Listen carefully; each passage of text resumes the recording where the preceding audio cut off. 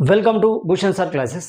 ఈరోజు మనం ఈ వీడియోలో జూన్ 2న ప్రభుత్వం జాబ్ క్యాలెండర్ ప్రకటించబోతుందా, ఒకవేళ ప్రకటిస్తే అందులో ఎలాంటి పోస్టులు ఉండే అవకాశం ఉంటుంది. ఇక్కడ గమనిస్తే జూన్ 2 రాష్ట్ర ఆవిర్భావ దినోత్సవం సందర్భంగా ప్రభుత్వం నుండి ఖచ్చితంగా ఒక ప్రకటన ఉద్యోగాలకు సంబంధించి, ఒక ప్రకటన ఉద్యోగులకు సంబంధించి వచ్చే అవకాశం ఖచ్చితంగా కనబడుతుంది.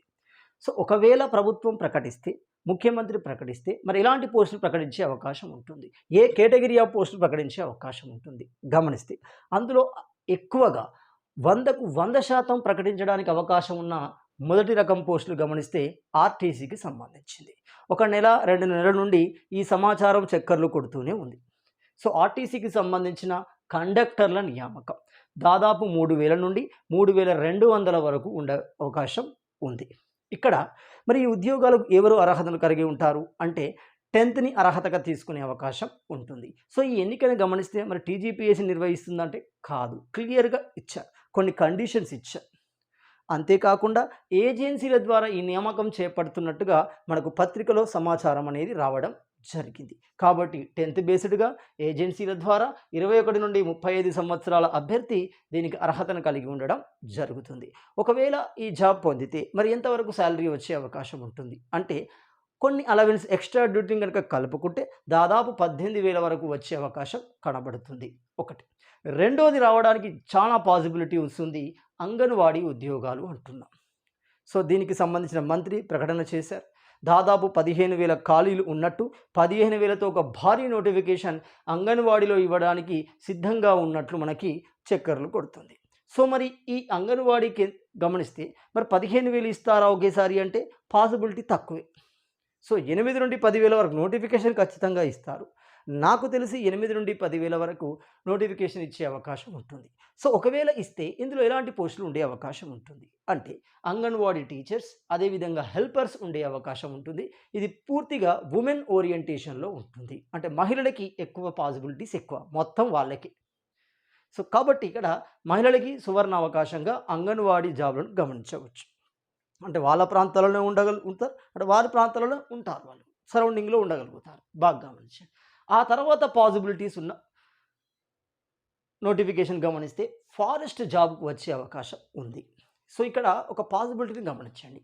సో కాంగ్రెస్ ప్రభుత్వం తన జాబ్ క్యాలెండర్లో ఇచ్చిన సందర్భంలో ఎఫ్ఆర్ఓలని, కన్జర్వేటివ్ ఫారెస్ట్ ఆఫీసర్లని నోటిఫికేషన్ అటాచ్ చేసింది. సో ఎఫ్ఆర్ఓలని గ్రూప్ 2కు అటాచ్ చేసింది, కన్జర్వేటివ్ ఫారెస్ట్ ఆఫీసర్ని గ్రూప్ 1కి అటాచ్ చేసింది. ఇక్కడ పాసిబిలిటీస్ ఉన్నాయా అంటే నాకు తెలిసి 100కు 100 పాసిబిలిటీస్ లేవు. ఉన్నాయి అంటే ఖచ్చితంగా సిలబస్లో మార్పులు జరగాలి. సో జరిగే అవకాశం ఉందా అంటే కమిటీ వేసినప్పటికీ పూర్తిగా మార్పులు అనేవి మీరు ఊహించినంత స్థాయిలో మార్పులు అనేవి ఉండవు. 1 లేదా 2 మ్యాక్సిమం 3 అంశాలు కొత్తగా చేరుస్తారు. ఉన్న అంశాలను క్లబ్ చేసే అవకాశం ఉంటుంది అంతే.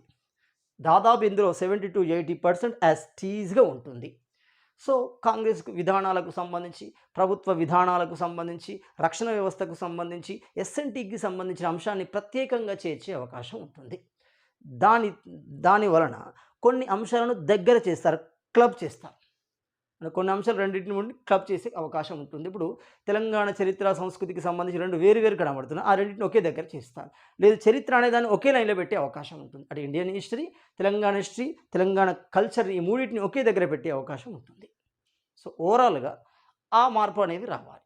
సో కాబట్టి ఇక్కడ ఫారెస్ట్ జాబులు అనేవి గ్రూప్ 2 ద్వారా, గ్రూప్ 1 ద్వారా ఫిలప్ చేసే అవకాశాలు నాకు తెలిసి నిల్. వాటిని ప్రత్యేకంగా ఇస్తేనే బాగుంటుంది కూడా. ఎందుకంటే గ్రూప్ 2లో ఉన్న సిలబస్ను ఎఫ్ఆర్ఓను పరీక్షించే స్థాయిలో ఉందా అంటే లేదు, అది అనవసరం అతనికి. ఆ సిలబస్ అతనికి అనవసరం, ఆ సబ్జెక్ట్ అతనికి అనవసరం. అతనికి కావాల్సింది ఏంటి? ఎన్విరాన్మెంట్ కావాలి, ఫారెస్ట్ కావాలి, దానికి సంబంధించిన చట్టాలు, దాని మీద అవగాహన అనేది కావాలి. ఈ ఎకానమీ తక్కువ అవసరం లేదు, కావాల్సిన ఆ విషయాలు. మరి అవి ఎక్కడ కనబడుతున్నాయండి? గ్రూప్ 2 సిలబస్లో ఎక్కడ కనబడటం లేదు. సో కాబట్టి అయితే సిలబస్ను మార్చాలి, లేదు అంటే ప్రత్యేకంగా ఇవ్వాలి. మరి ప్రభుత్వానికి ఉన్న బెస్ట్ పాసిబిలిటీస్ ఏంటంటే ప్రత్యేకంగా ఇవ్వడే మంచి పద్ధతి. ఒకటి గమనిస్తే, రెండోది గమనించండి, అది గ్రూప్ 1లో కన్జర్వేటివ్ ఫారెస్ట్ కూడా అంతే. దాని యొక్క ట్రెండే ఫారెస్ట్ చుట్టూ, ఎన్విరాన్మెంట్ చుట్టే తిరుగుతుంది. కాబట్టి దానికి ప్రత్యేకమైన సబ్జెక్ట్ అనేది ఉండాలి. ఎక్కడ కనబడుతుంది? ఎక్కడ కనబడదు, అక్కడ కూడా పాసిబిలిటీ లేదు. కాబట్టి ఇస్తారు. అంతేకాకుండా గత ప్రభుత్వం మనకు క్లియర్‌గా మెన్షన్ చేసింది. అంటే ఫారెస్ట్ నోటిఫికేషన్ ఇవ్వడానికి సిద్ధంగా ఉన్నట్టు, కొన్ని వేకెన్సీలను గుర్తించినట్టు కూడా మనకు కనబడింది. So, notification ఇవ్వలేకపోయారు.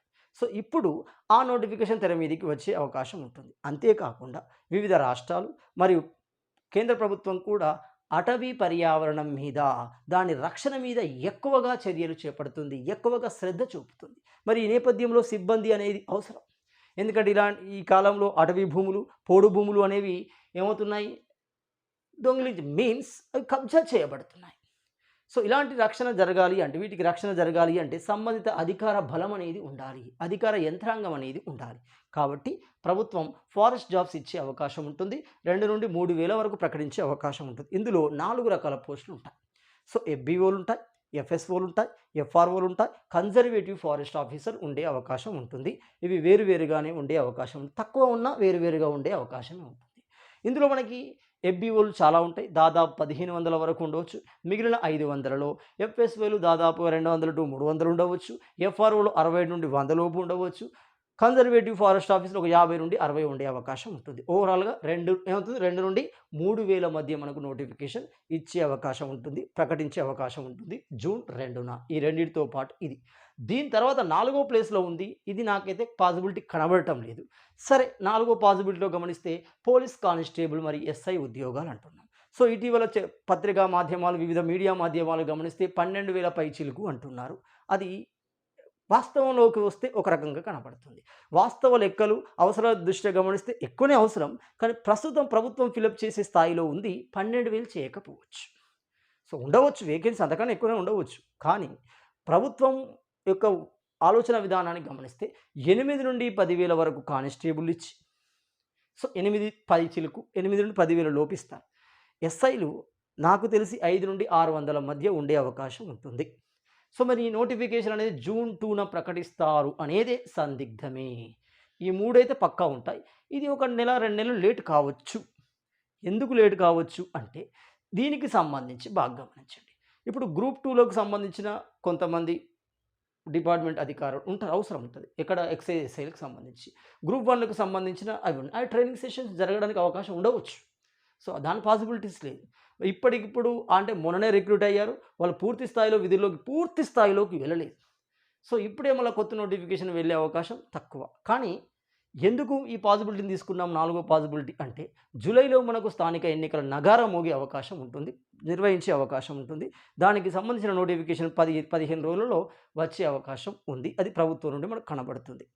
సో, మరి ఈ నేపథ్యంలో కనీసం విద్యార్థులను తన వైపు తిప్పుకోవాలి, నిరుద్యోగ యువతను తన వైపు తిప్పుకోవాలి అంటే ఇది ఇచ్చే అవకాశం. ఇది కొద్దిగా ఎఫెక్టివ్ కనబడుతుంది, భారీగా కనబడుతుంది.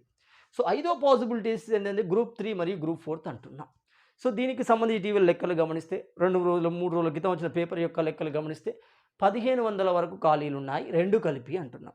కలపాల్సిందే. ఎందుకు కలపాలి?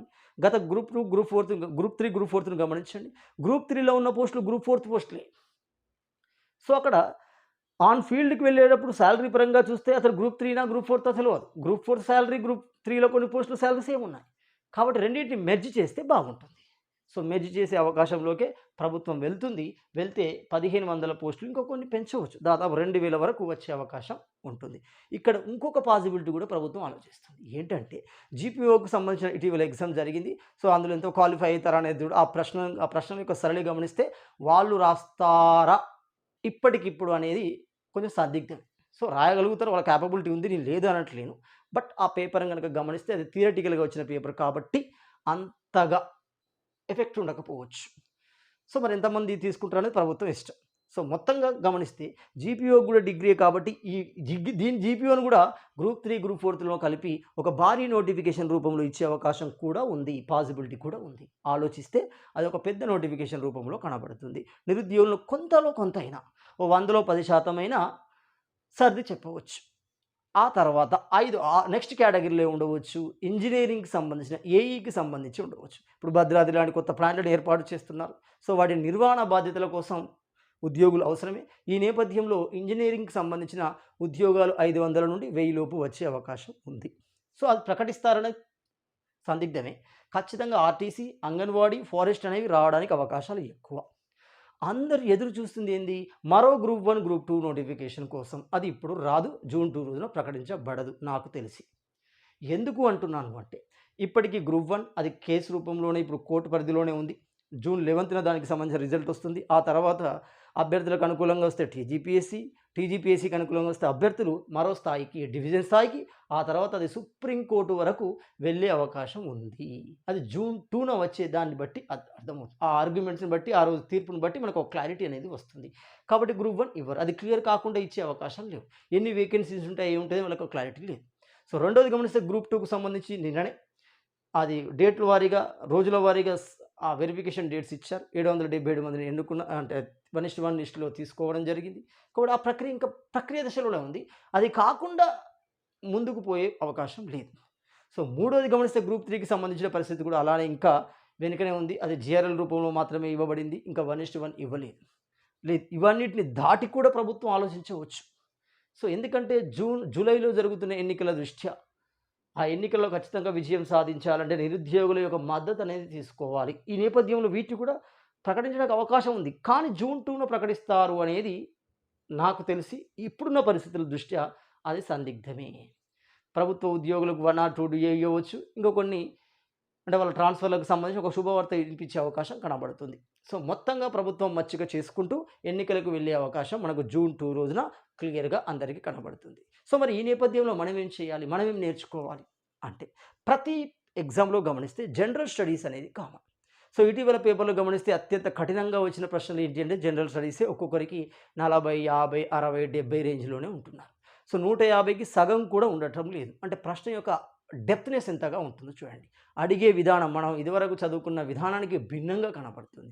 అది కొత్త అభ్యర్థి అయినా, పాత అభ్యర్థి అయినా, సీనియర్ అభ్యర్థి అయినా అందరిని ఒకే స్థాయిలో నిలబెడుతుంది. అంటే మన ఊహకందని ప్రశ్న, ఊహకందని అంశాన్ని ప్రశ్నగా మలుస్తున్నాడు. సో మరి ఈ నేపథ్యంలో మనం ఏం చేయాలి? జనరల్ స్టడీస్ మీద పట్టు సాధించాలి అంటే రెండు అంశాలను గుర్తుపెట్టుకోవాలి. జనరల్ స్టడీస్‌లో మారని అంశం, జనరల్ స్టడీస్‌లో మారే అంశాన్ని మనం వెలికి తీయాలి. సో మారని అంశాలు ఏముండవచ్చు? చరిత్రకు సంబంధించి, పాలిటీకి సంబంధించి, జాగ్రఫీకి సంబంధించి, ఎకనామిక్‌కి సంబంధించిన కొన్ని అంశాలు, ఎన్విరాన్మెంట్‌కి సంబంధించిన కొన్ని అంశాలు ఉంటాయి. కోర్ అంశాలు ఉంటాయి. ఆ కోర్ అనేది మార్పు చెందదు. వాటిని మనం ఫస్ట్ ఫుల్‌ఫిల్ చేయాలి, పూర్తి చేయాలి. సో మన బుక్‌ను దాటి వెళ్ళాల్సి వస్తుంది. సో దాని యొక్క డెప్త్‌నెస్‌కి వెళ్ళాల్సి వస్తది. లోతైన విశ్లేషణకు వెళ్ళాల్సి వస్తుంది. సో మారేది అంటే కరెంట్ అఫైర్స్ మారవచ్చు. పాలిటీలో కొన్ని అంశాలు, జాగ్రఫీలో కొన్ని అంశాలు, ఎకనామిక్‌కి సంబంధించిన బడ్జెట్ గాని, సర్వేకి సంబంధించిన కొత్త అంశాలు యాడ్ అయ్యే అవకాశం ఉంటుంది. సో వీటిని మనం ఏమవుతుంది? వాటిని రెండిటి కోఆర్డినేట్ చేసుకుంటూ ముందుకు వెళ్తే మనం ప్రశ్నలు ప్రాక్టీస్ చేయడం ద్వారా అందులో ఎక్కువ స్కోర్ సాధించవచ్చు. సో ఈ నేపథ్యాన్ని గుర్తుంచుకొని జూన్ 2 రాష్ట్ర ఆవిర్భావ దినోత్సవ సందర్భంగా నా వంతుగా ఒక ఎంప్లాయీగా, నా వంతుగా నేను విద్యార్థులకు ఏం చేయగలను? సో దానికి సంబంధించి నేను తెలంగాణ చరిత్ర, ఇండియన్ హిస్టరీ 2 ఒకే వీడియోలో ఒకే కోర్స్ కింద ఇవ్వడం జరిగింది. అది రూ. 1,200 కోర్స్. కానీ నా వంతుగా విద్యార్థులకు నేను రూ. 59కే భూషణ్ సార్ క్లాసెస్ యాప్ నందు అందించడం జరుగుతుంది. సో ఇందులో మీకు పీడిఎఫ్స్ ఉంటాయి. ఇన్ డెప్త్‌గా మీరు ఇప్పటివరకు చూడని పీడిఎఫ్స్ ఉంటాయి చూడండి. ఆ పీడిఎఫ్ స్వయంగా నేనే డీటీపీ చేయడం జరిగింది. డీటీపీతో కూడిన పీడిఎఫ్స్ మీకు ఉంటాయి. పీడిఎఫ్‌లో ఉన్న ప్రతి అంశానికి సంబంధించిన వీడియోస్ ఉంటాయి, ప్రశ్నలుంటాయి, వాటికి ఆన్సర్‌లుంటాయి, మోడల్ టెస్ట్‌లుంటాయి. సో ఈ మోడల్ టెస్ట్‌లు ఏంటంటే గుడ్డిగా రాయడం కాదు. ఒక టీజీపీఎస్సీ ఓరియంటేషన్‌లో ఒక ప్రొఫెసర్ గాని, ఒక ప్రశ్నను తయారు చేసే ఒక ప్రొఫెసర్ గాని ఏ విధంగా తయారు చేయగలగడు? ఒక అంశాన్ని ఏ కోణంలో అడిగే అవకాశం ఎక్కువ.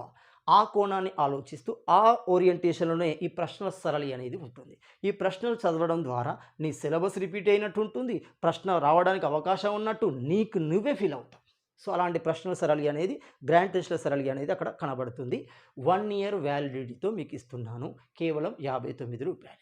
అదేవిధంగా ప్రతి జనరల్ స్టడీస్‌లో మరి కీలకమైన ఎగ్జామ్ గ్రూప్ 2, గ్రూప్ 1 లాంటి కీలకమైన ఎగ్జామ్‌లో కీలకంగా ఉండేది తెలంగాణ ఉద్యమం.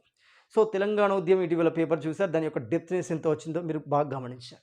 సో ఇలాంటి నేపథ్యంలో ఈ రూ. 1,500 తెలంగాణ ఉద్యమం కోర్సుని కేవలం నేను రూ.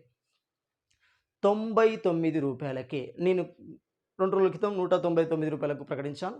దాన్ని విరమించుకుంటూ విద్యార్థులకు నా వంతు మరింత ఏదైనా చేద్దామనే ఉద్దేశంతో రూ. 99కే అందించడం జరుగుతుంది. రూ. 99కే 1 ఇయర్ వ్యాలిడిటీ పీడిఎఫ్స్ ఉంటాయి, పీడిఎఫ్ సంబంధించిన వీడియోస్ ఉంటాయి, ప్రశ్నలు ఉంటాయి, వాటికి ఆన్సర్స్ ఉంటాయి. టీజీపీఎస్సీ ఓరియంటేషన్లో గ్రాండ్ టెస్టులు వాటి ఆన్సర్స్ అనేవి మీకు అందించబడడం జరుగుతుంది. ఈ ఆఫర్ మీకు జూన్ 10వ తారీఖు వరకు కొనసాగుతుంది. వెంటనే భూషణ్ సార్ క్లాసెస్ యాప్లోకి వెళ్ళి ఒకసారి చూడండి, పర్చేజ్ చేసుకోండి. Thank you.